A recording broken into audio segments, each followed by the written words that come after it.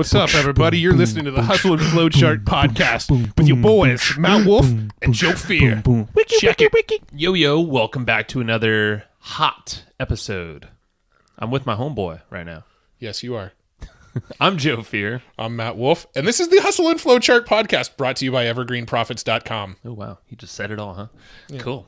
Well, today we're talking with, basically, this guy has been everywhere in the media. He's written so many books, really cool stuff. Today we're going to be talking with Noah St. John. He's actually the author of Get Rid of Your Head Trash About Money. And he's known as the Power Habits Mentor. So I actually worked with him, years and years back on a project right about this space here, this personal development. Mm-hmm. Really, it's make your life better, make your business better, grow, all that fun stuff. So, we talk a lot about, the head trash concept. Obviously, we'll touch on that in the podcast. Yeah, if you don't know what head trash is, don't worry, he'll explain it. If you know what head trash is and you want to get it out of your head, we're going to get into that. We actually asked Noah to walk us through some exercises for getting rid of the head trash. And then also Noah's really well known for what he calls Afformations, not affirmations, Afformations, and it's a slight twist on the affirmation concept, and we'll get into what that means and how to do them in the episode. It's actually really, really powerful stuff. So yeah, pretty exciting. Let's get into it. Hey, Noah, thanks for being with us today. Oh, my pleasure. Looking forward to it, guys. Awesome. Well, yeah, so it was kind of funny. We were just chatting. I think we did a project. I don't know how many years that was now. It was probably a good 6-7 years ago or something like that.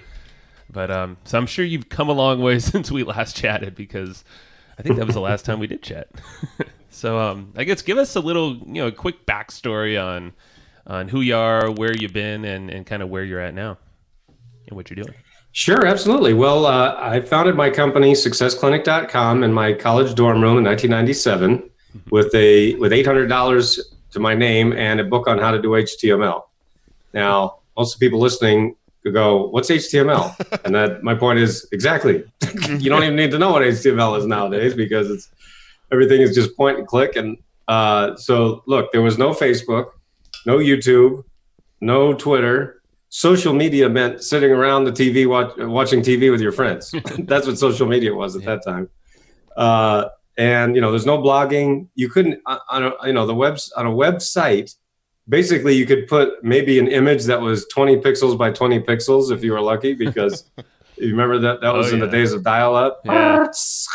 You're bringing back nightmares. Yeah, exactly. So I mean, It was a long time ago, and so I've been doing this for more than 20 years now. And you know what? I started my company with just a dream, just a desire to help people, to make a difference.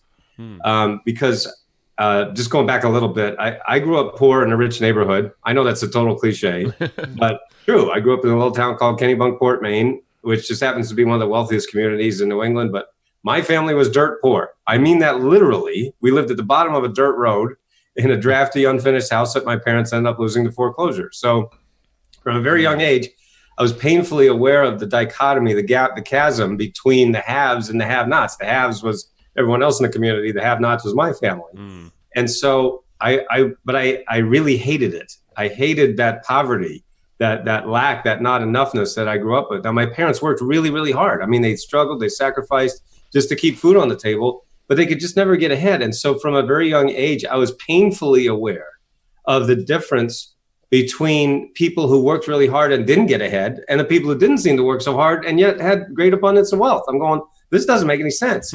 And so that really, really bothered me. And so I went, I did the only thing I knew what to do, which is I just went to the library and started reading books on success, personal growth, spiritual growth, how to get ahead in life. And I read all these books, and I was really, really trying to put them into practice. I was trying to do what they said. But then fast forward years later, at age 25, I decided to commit suicide because I'd been working really hard and not getting any results. I watched an interview with Tom Brady, the great quarterback, and he said, when you have struggle and sacrifice and you don't get the result, that causes depression. When you have struggle and sacrifice and you have success, then that causes satisfaction. And I thought that was a very smart remark. And the point is, I only had depression because I never had success. And so I said, why am I here? And so I decided to commit suicide. I tell that story in one of my books. But my point is that at the very last moment, my life was spared. And I made a decision, a commitment at that moment because my life was spared at the very last moment. I feel it was a miracle. And I decided to devote the rest of my life to serving God and serving humanity as best I could while I'm here on the earth. But I still didn't know why I was on the earth. I still didn't know why I was here. So it wasn't until 5 years later that I had the realizations, epiphanies that led to my starting Success Clinic in my college dorm room in 1997. So it was a very, very long journey, very painful. And, however, over the last 20 years, now we've helped people in over 140 countries. We have tens of thousands of students all around the world. We've got just hundreds and hundreds of success stories. If you go to our website, noahstjohn.com, and you click on the praise page, there's a page, we call it our wall of fame. And we've helped people add multiple 6, 7, and even 8 figures to their business over the last few years. And we've even helped people lose weight, find love, save their marriage, help kids get better grades and have better self-esteem. So it's really been an amazing journey. Yeah, that's a background that I did not know. So that's amazing. And I guess what was like a big turning point? Because obviously you had that shift. You had a massive shift when you were younger. How did you get on this path of success and finally kind of flip it? Well, it was really what happened was, as I mentioned, when I was studying all those traditional success books, I call it traditional success literature. And in all those books, what they talk about is how to succeed. Well, that makes perfect sense, right? If you want to learn, if you want a result, it's nice to know how to do it, how to succeed. That just makes logical sense. Yeah.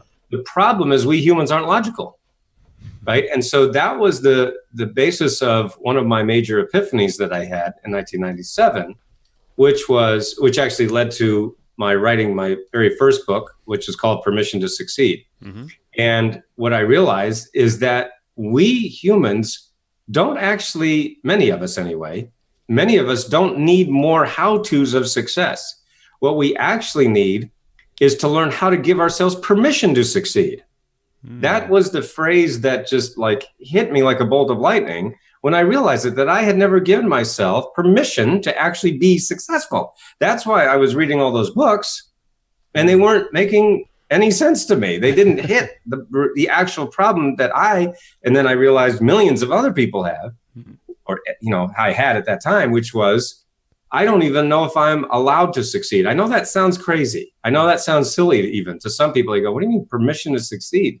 Well, why would you need that? Well, the fact is that what I've realized is there are two groups of people, what I call the naturals of success and everyone else. Now, the naturals of success are the ones that we're all familiar with. We all know who they are because they allow themselves to succeed at a very high level. And what I mean by that is, we all know people in every industry, whether it's the network marketing industry or real estate or chiropractic or the service industry or the thought leadership industry, which I'm in. The point is that in every industry, there's the very, very top level, and then there's everybody else. And what I realized is that the people at that very top level, I call them the 3%ers, that what they're doing is they have these things that I now teach that allow them to be unconsciously competent at allowing themselves to succeed.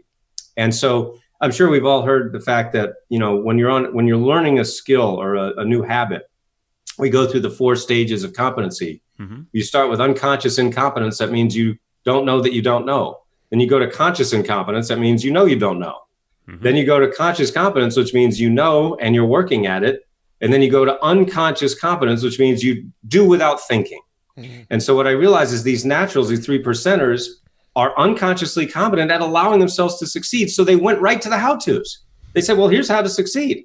Meanwhile, the rest of us are sitting there going, yeah, that's great, but I got to go back a step, and no one was talking about this. I was the first person to actually identify this, in which I actually discovered the name of this condition that I called success anorexia. People are actually, there's millions of people, tens of millions, who are unknowingly starving themselves of success.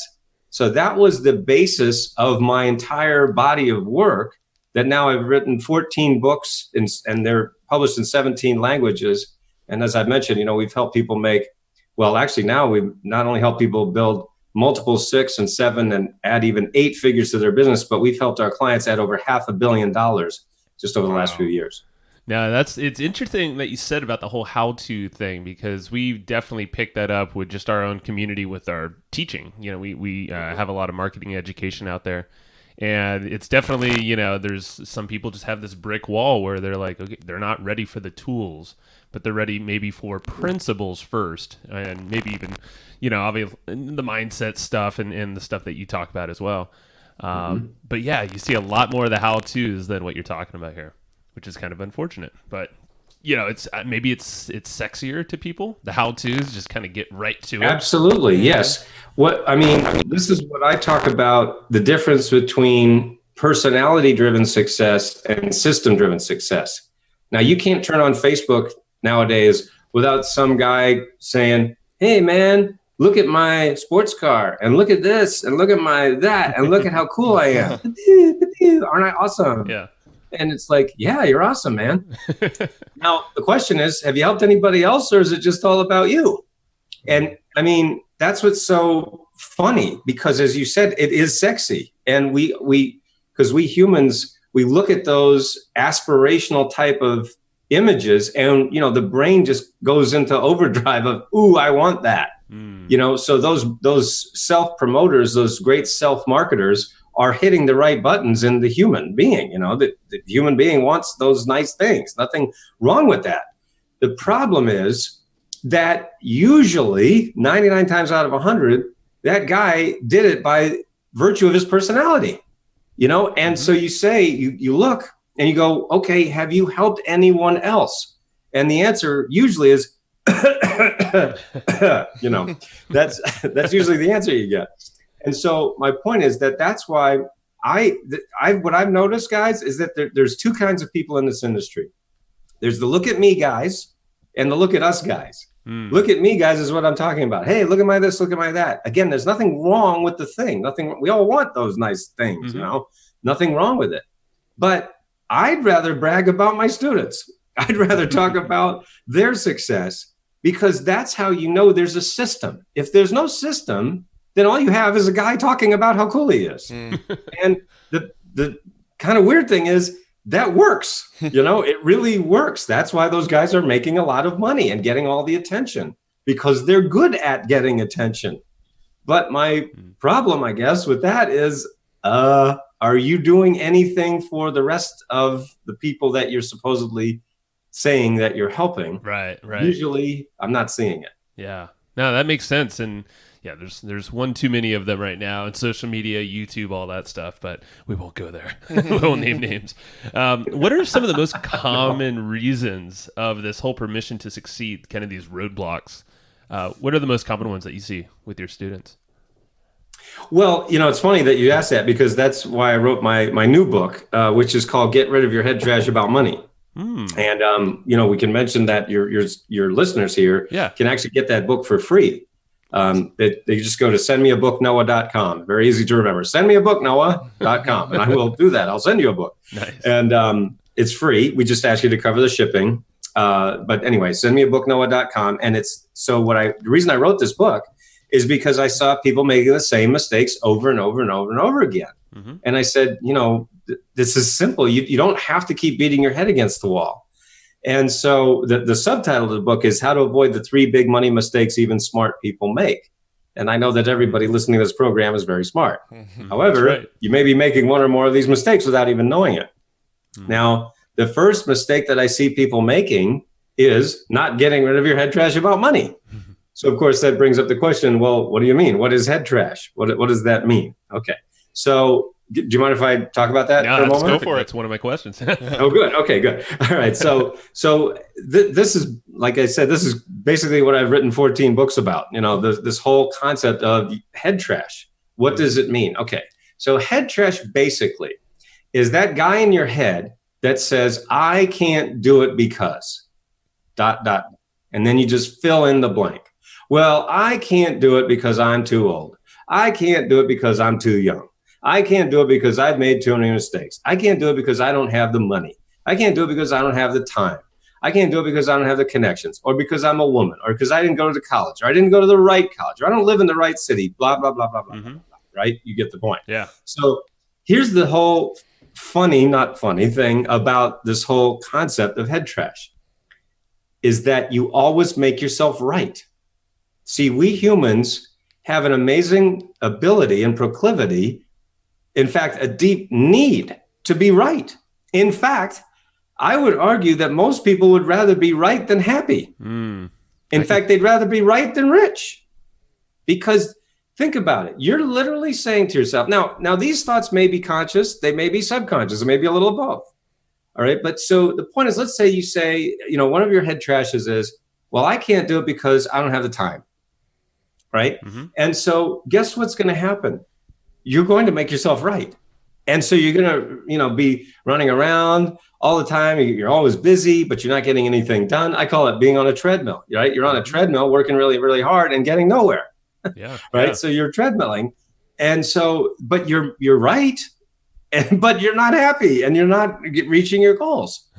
Okay. So that is just one example of how head trash can totally hold you back. And by the way, the reason that the book is called Get Rid of Your Head Trash About Money is because 77% of the people who come to me say that money is their number one frustration. That's a big frustration for a lot of people, along with health, relationships, and stress. Those are the four big stressors that I see: money, relationships, health, and stress. Of course, stress is caused by the other three, generally, money, health, and relationships. But my point is that's why I decided to write the book specifically about money, because that's where that's where the majority of people say that they have the biggest frustration, the biggest hangups. And see, money is a very emotional issue. And it's also one that people are embarrassed to talk about. So that makes it a double whammy. It's like, I've got this head trash, but I don't even know who to talk to about it. I don't know how to talk about it. That was one of the reasons for writing the book. And I just kind of I know there's a stat out there for this, but maybe you know the number. And speaking specifically about money, if that's kind of like the first thing some people focus on, especially if, reading your book, maybe they haven't read your other 13. But do you know if there's a dollar amount per year, some kind of salary or just income range that people just finally stop worrying about money, and then they can just kind of maybe focus on the bigger things, or, the other stuff like relationships, health, and whatnot? Well, as far as the number you're talking about, there was a study done by Princeton University that showed that after $75,000 a year in income, a person's happiness doesn't go up very much. So my point being is that everybody says, well, if I had more money, then I would be happier. What that study found is that basically a person's happiness increases up to the level of about $75,000 a year.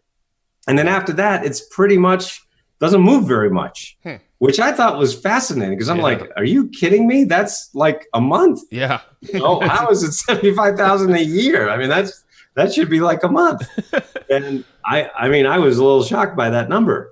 But that, again, this was a Princeton University study. My point being is that, going back to what I said a moment ago, most of us, especially in the United States, of course, which we've been pounded by the greatest marketers on earth for the last 50 years.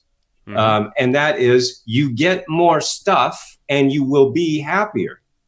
However, there's a sort of an underground movement now going on of purging your stuff, like getting rid of, simplifying, get the cleaning up, the clearing out, which I've been teaching for 20 years, which is, the fact that it isn't more stuff that makes you happy. And what, of course, the study also mentioned is that after you've got the stuff to like live and survive and, not be worried about paying the bills and so forth, what makes a person happier is experiences. And I was asked recently, what do you like to collect? Do you collect things? And I go, yeah, I like to collect experiences. and that, because when you think about, holidays or times with your family, what do you think about? That's what you think. You think about experiences. Yeah. You think about the trip to the Grand Canyon. You think about the trip to Hawaii, or even just being at home and having a barbecue or whatever it might be. And so that's, as I get older, I go, that's what I'm collecting. I'm collecting experiences. I want to collect experiences with my wife, my family, my kids, my loved ones, family and friends. And then that's what I think creates a rich life. Definitely. And we just, it was funny because just last weekend we did it was a workshop with a buddy of ours, AJ Roberts. He was on the podcast earlier, and he's very much mental game. And we walked through so many exercises, and it was the whole thing of like, yeah, you might think you want stuff, but then if you kind of plan out your perfect day, kind of meditate for a few minutes, figure out, okay, how do you want your perfect ideal everyday life to look like? Not the day on the beach and stuff like that, but just waking up like, okay, where do things fit in on that list? And I don't think anyone in the room said, oh, I want to go rev up my big Lambo every morning and, run around the block and look cool. So, it kind of confirmed exactly what you're saying right there. Good stuff. And so it's kind of like this battle between logic and emotional, I feel like, in the human brain. Where it's, like you were saying, people want to be kind of logical with the how-tos, and it's like, okay, I'm going to make my goals and, get there. But then you're fighting with that emotional state, with the excuses, family, stories, maybe it's your network, relationship with time and money, that kind of feel. So. Yeah, absolutely. Yes. I mean, but look, the emotion's going to win every time. Oh, yeah. Okay, so you can say there's a battle. It's kind of like the Harlem Globetrotters against the Washington, whoever the team they played. I mean, emotion's going to win every single time, Yep. The logic will never win with that battle. And because very simple, the emotional, what some people call the lizard brain, the ancient brain is just 100, if not 1,000 times older than the part of the brain, the human brain, that is logical. That's only developed very, very recently, evolutionarily speaking. And so that's why the emotions, that's why those images work. That's why the picture of the Lambo and the private jet and stuff like that, it works because those marketers know that that's going to hit your brain in that specific area and go, ooh, I want that.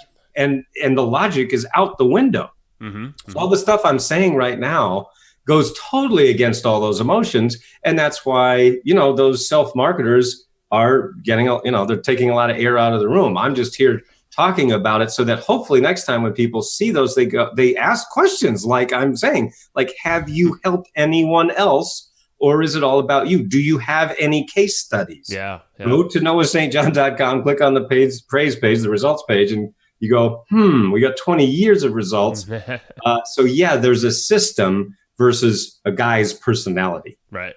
And I'm kind of curious to just learn about what the biggest turnaround story is from all the years of, you working with people. What is like your favorite go-to story you like to tell? Yeah, there's so many. But one of them that's my favorite is a woman named Susan.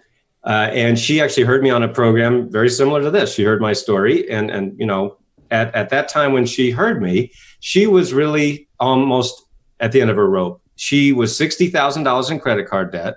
She was about to lose her home. She was about to declare bankruptcy. She was about to lose her marriage. Her husband said, I can't take this anymore. Now, she was $60,000 in debt, but this is the fascinating part about the story. She didn't get in debt by buying, designer shoes and bags and clothes and stuff like that. She got into that debt because she was spending money on self-help programs, personal growth programs. She had spent all this money on the biggest names in the industry and nothing was working. So very similar to my story that I shared earlier, except I just went to the library, but she was spending tens of thousands of dollars on all these gurus. And she was literally about to lose everything. And she heard me on this, on a program, and, literally was at the end of her rope. She was ducking calls from creditors. She told me later. And she said, oh my gosh, this just makes sense, what I was saying. And she decided to get in touch with me. She signed up for my online programs. We have many different online programs, and she got coaching with me. And she said, at first it was kind of like, well, this is really different. This is very not what those other guys are saying. And she said, that's good, but it was different. And so anyway, I was working with her, and she was doing the work. She was doing the steps, following instructions. And long story short, in less than a year, she was offered her dream job, exactly what she had been looking for. She is now a television producer for a national TV show. She's been nominated for an Emmy twice. Wow. And she's also just published her first book, which she asked me to write the foreword for because of how I changed her life. Mm-hmm. And so one of the things I love about that story is that it really embodies essentially the whole point of my work, which is meaning the folks listening here, if you've been spending a lot of time, money, and effort on traditional success literature or success programs, I'm not saying they don't work. I'm not saying that at all. I'm saying that for millions of us, they're not the right tool to do the job. Okay, so the example I always say is, imagine if I asked you to drive a nail into a wall. Do you think you could do it? Well, of course you could. If you had what? If you had the right tool, right? And what happens is that there's a lot of people who are trying to drive a nail into a wall, but all they've been given are chainsaws. So if you're trying to drive a nail into a wall with a chainsaw, you're going to be what? Frustrated. You're going to be beating yourself up. You're going to be saying, oh my God, I'm so stupid. Why can't I do this? This guy did it. And then you have these coaches that say, hey, set your goals, get motivated, think positive. Come on, visualize it. And they give you a chainsaw. And it's like, guys, it has nothing to do with thinking positive. I'm not saying it's bad or wrong. I'm saying you got the wrong tool. So what I do is I give people a hammer to drive that nail into a wall. And so that's why when they get results, as I mentioned earlier, when you work hard and sacrifice and you don't get results, it causes depression. When you work hard and sacrifice and you get results, that causes satisfaction. And so that's why we have a lot of satisfied customers over the last 2 decades. Now, do you have any sort of like specific exercises or things that you walk people through that maybe we could sort of discuss on the call that some of our listeners could walk away with? Are there any sort of like hammers that we could give them right now? Of course, absolutely. All right, so let's go back to what I was talking about a moment ago about your head trash, okay? So the point about your head, all right, so think about this. I love to give this exercise too. So think about your house, right? Your home, where you live. So whether you live in a house or a condo, apartment, whatever. Mm-hmm. So just picture that, your home. Mm-hmm. Okay, now imagine that one day you said, you know what? I don't think I'm going to take out the trash this week. Right? And you say, yeah, I don't feel like taking out the trash. Okay. So you let the trash pile up for a week. And you're like, okay. And next week goes by, you go, you know what? I don't think I'll take the trash this week either. And then you let another week go by. And then you let a month go by, and 2 months, and 3 months, and 6 months. How's your home smelling right now? How's your home looking? Not so good, huh? I mean, it's pretty gross in there, isn't it? Okay. So here's the thing, folks. If there are millions of people out there who haven't taken out the trash in their head for 5, 10, 20 years. Okay. So just imagine the trash that has built up in your head. We all know people who are walking around with resentments, with frustrations, with anger, with depression that they've been holding on to, things that happened years and decades ago that they're still holding on to. They're still beating themselves up. They're still feeling all that resentment or regret or anger or whatever it might be. What I want you to understand is that trash is exactly like having it in your home, except it's in your head. So you can't see it directly, but you see the effects of it everywhere. So one of the things, the exercises that I suggest, and this is one of the places I start with my coaching clients, is I say, listen, what I want you to do is write down the top 5 head trashes that you have about money. So meaning, what are some negative beliefs that you may have about money? And you know what? I've identified over 85 different head trashes that people can have about money. There may be even more, but I mean, that's just from my clients over the last 20 years. All right. That, they write down these things and they go, wow, I didn't even know I was thinking that, because why? Well, because the fact is it's exactly like sweeping it under the carpet. That's where that phrase comes from. Mm-hmm. You sweep it under the carpet. When you sweep something under the carpet, does that mean it's gone? No, there's a big lump on the carpet. You trip over it. It's not gone. You just don't want to look at it. But my, suggestion here, my encouragement to you is, well, that could be the very thing that's holding you back right now. That could be the very thing that is keeping you from reaching your pot of gold, your desired results. And so write down 3 to 5 or even 10 head trashes about money. I'll just give you some quick examples. Rich people are selfish. That's a belief that many people have. Now, that's a very popular belief. Turn on the news, look at movies. Who's the only bad guy that you can have? Basically, a white male businessman. That's the only bad guy you can have in a movie right now. Right. A white male businessman who's rich and is, a son of a gun. All right. So, but the point is, what that does is it reinforces that belief that rich people are selfish and mean. Now, look, here, I'm just going to take this one particular, head trash. Mm-hmm. Of course, there's rich people that are selfish. There's poor people that are selfish too. Mm-hmm. Oh, yeah. There's rich people that are really, really nice. And there's poor people that are really, really nice. The fact is, money doesn't change anything. It reveals everything. That's like a writer-downer right there. Money doesn't change anything. It reveals everything. What you are, so take a person who doesn't have money, right? And just picture that. Now, if you're a nice person that doesn't have money, and then you give them money, what's going to happen? You're just going to be nicer, mm-hmm. but you're able to help more people. Mm-hmm. But you take a not nice person and they don't have money, and then you give them money, what happens? Now they can be more mean to more people. See what I mean? So it's a magnifying glass. It doesn't change anything. It reveals who you already are. And so my point is, that's just one example, because if you're going around thinking, well, rich people are selfish, rich people are bad, rich people are mean, then how are you going to be one? Are you going to sign up for that thing that says, hey, I think I'll be a mean, selfish person? Yeah, that sounds great. Where do I sign? No, you're going to keep yourself. I was just talking with somebody the other day, and they said one of their head trashes is, I'm a bad money manager. Well, what do you think is going to happen when you get money? It's self-fulfilling. You're going to make sure it goes away. Yeah, exactly. Make yourself right. Like I was saying earlier, you would rather all of us humans, we'd rather be right than rich. Mm-hmm. And so to make myself right, I'm going to, money comes in. I'm a bad money manager. Make sure it goes away. Do you see what I'm saying? Yep. So this can be affecting you in so many ways, but you're not even aware of it. This is why this exercise, it sounds so simple. And yes, it's simple, but it can be incredibly powerful if you do it. Yeah. Now, do you have some examples of some other commonly seen forms of head trash? Well, I've already mentioned many of them. And so, like, for example, another one like that I grew up with was, I can't afford it. I can't afford it. Now, why did I have that? Well, I told you earlier, I grew up poor in a rich neighborhood. So I only heard 10 trillion times growing up, we can't afford it. Gee, I wonder where I got it from. Yeah. So maybe it came from your family of origin. Maybe you made it up as you went through life. Who knows? It doesn't matter. See, this isn't about pointing fingers. Oh, they did it to me. Who cares? It doesn't matter. What we're doing, in fact, is the exact opposite of blaming. We're taking responsibility. When you go through my programs, that is the entire point. We're about taking responsibility, not blaming, not pointing fingers, not saying, oh, poor me, I'm a victim. No, it's the exact opposite. Yeah. You're saying, hey, listen, I'm tired of having these results.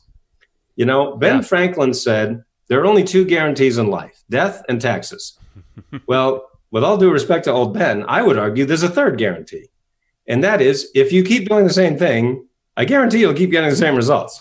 Right? I mean, there's not many guarantees in life, but I'm pretty sure that's one of them, right? So the point is, if that's what if you're not happy with what you're getting, well, we got to look at why you're getting it, don't we? I mean, that just makes sense. So, so for me, like I said, one was, I can't afford it. I only heard it 10 trillion times. Okay, so I'm going, well, okay, now how is that affecting me? Well, it affects everything, because I want this thing, and I go, oh, I can't afford it. I'll give you just like a funny example. I had been, saying I can't afford it for my entire life because I heard it a billion times growing up. And so, I was making money. I was doing my business and I had money. And all my life, I wanted to swim with dolphins. That was one of my experiences. I talked about experiences. Mm-hmm. That's one of the experiences that I always wanted to do. I want to swim with dolphins. With a name like Noah, you want to play with animals. Right? So I go, but in my head, I would always have that dream. Oh man, I really want to swim with dolphins. But then the next thought was, I can't afford it. That's only for rich people. I literally woke up one morning. I go, wait a minute, I'm rich. I mean, I'm wealthy. I'm compared to what I was, certainly. I am now basically the definition of wealthy, certainly doing better than that Princeton survey, that I talked about. So I'm going, dude, what is that? And I go, oh, it's head trash. No kidding. And I'm going, well, screw that. I want to go swim with dolphins. And I'm like, but what's so funny, I didn't even look it up because in my head, it just immediately, I can't afford it. Expensive. And then I said, hey, what? And I looked it up. I'm going, are you kidding me? That's not that expensive, because of course now I've got money. Yep. You see what I'm saying? Yep. And so I looked, and now my wife and I, we've swum with dolphins 4 different times in different countries. We love it. It's so fun. And I mean, that's just one example of how that head trash can affect you without you even knowing it. Love it. So saying that, it sounds like, so once you identify what those head trash things are, if we're carrying on with that exercise, that's the awareness factor. And I would assume that's probably one of the biggest things is you're pulling it out of your head. You're shining a massive light on it. And you're like, holy shit, that's Right. what's been holding me back, That's funny you just said that because one of my clients years ago, he used that exact terminology. He said, Noah, when I was going through your program, it's like you were turning a light on in a room that's been dark my whole life. And I realized that's exactly what it is. That is exactly what it is. Because see, the unconscious mind or the subconscious mind, it's like that iceberg. We've all seen that picture now. The conscious mind is like the top of the iceberg. It's above the surface, only about 5%. The vast 95% is below the surface. Yeah. But that's the whole point. You can't see it, but you think that is not affecting you just because you can't see it? Of course, it's affecting everything you do. So yeah, that's exactly what it is turning a light on and you go, wow, I didn't even know that was in there. It's pretty powerful. Yeah. So, I mean, I guess the next step, and I'm just kind of getting this from what you were saying kind of inadvertently here, is would the second step after awareness, would that be, how is this affecting me? Yeah, exactly. That's exactly what I suggest. I literally say, list all the ways that belief is holding you back from having the money or, the income that you really want.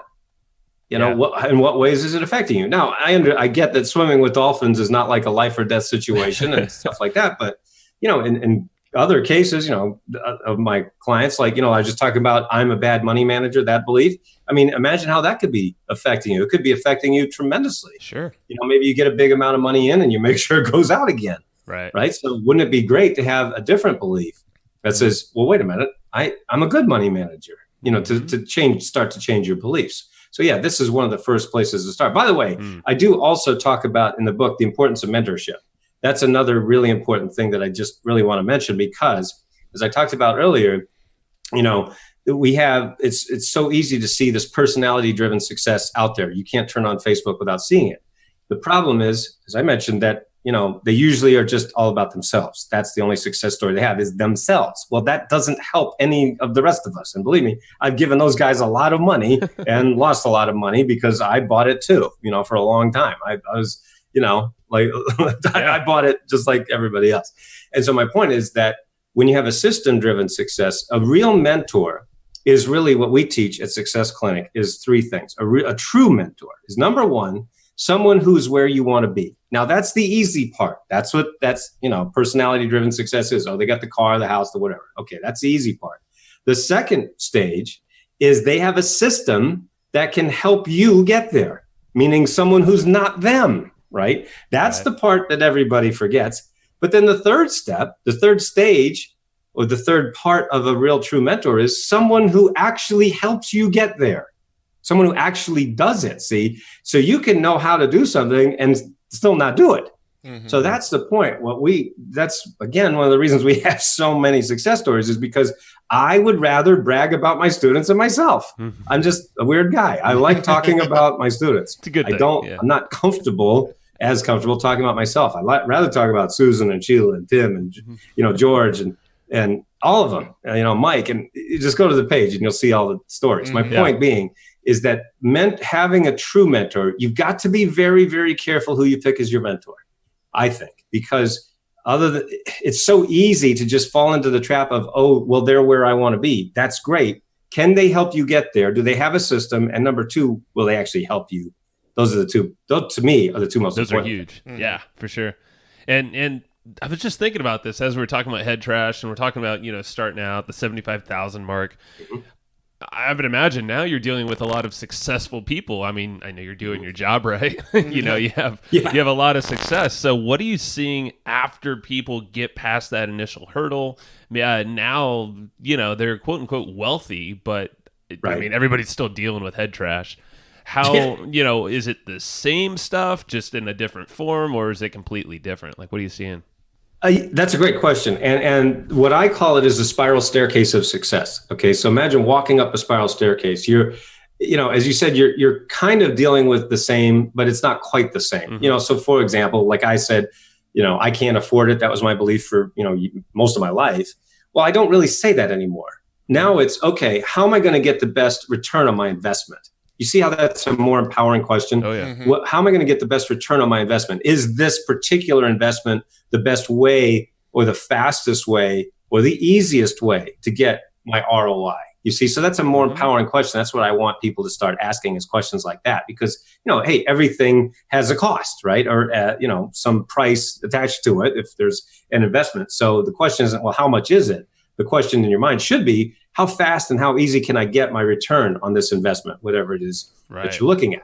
And so my point is that one of the things that I look at is an acronym that I call LOSS, LOSS. Mm-hmm. This is one of the biggest things that I see holding people back, is LOSS, and that stands for lack of support system. When you have a lack of support system, it's going to be extremely hard to get to your pot of gold, if not, I don't want to say impossible, but just really, really hard. Mm-hmm. Okay. So the point is that there's no such thing as a self-made man or woman. There has to be a support system, whether it's, your spouse, or whether it's your family members, or whether it's a coach or teacher or mentor. There has to be some kind of support in order for you to reach your goals, especially if they're big goals, especially if you want to, grow your business, scale your business, have a big impact and a big income, which I know the people listening to this program do. Mm-hmm. And so the point is that you've got to have that support system. And as I mentioned a moment ago, you've got to pick your mentors very carefully, because that's the person that basically you're going to be modeling. And we humans need good role models. We need strong role models, not just about personality, but about systems. And so if you're thinking that, man, this is really hard, to grow my business or scale my business or whatever it might be, I would encourage you to look at your support system. Do you have the proper mentor or mentors or coaches in place? Do you have that support system? If not, I guess one of my messages is to your listeners that there is help available. There's help available out there, and you don't have to reinvent the wheel. You don't have to do it all by yourself. Very cool. Now, I do have one sort of last question on this topic, and then we could kind of sort of start to wrap it up. But so we've sort of identified the top head trash stuff that is going on in our head. We've kind of identified how it's actually affecting our lives.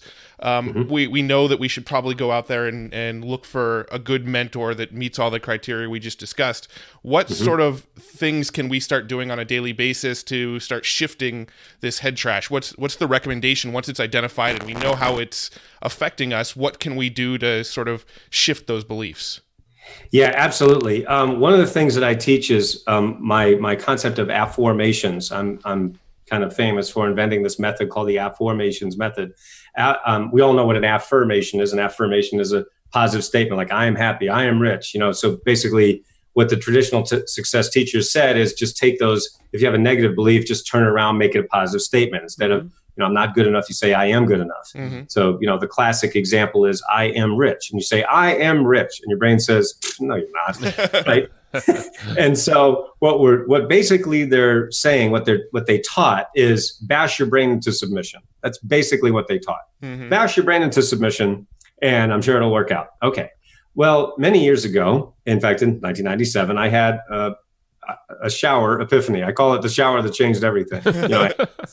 This epiphany in the shower. I talk about it in, several of my books, the book of Afformations, The Secret Code of Success, and on and on.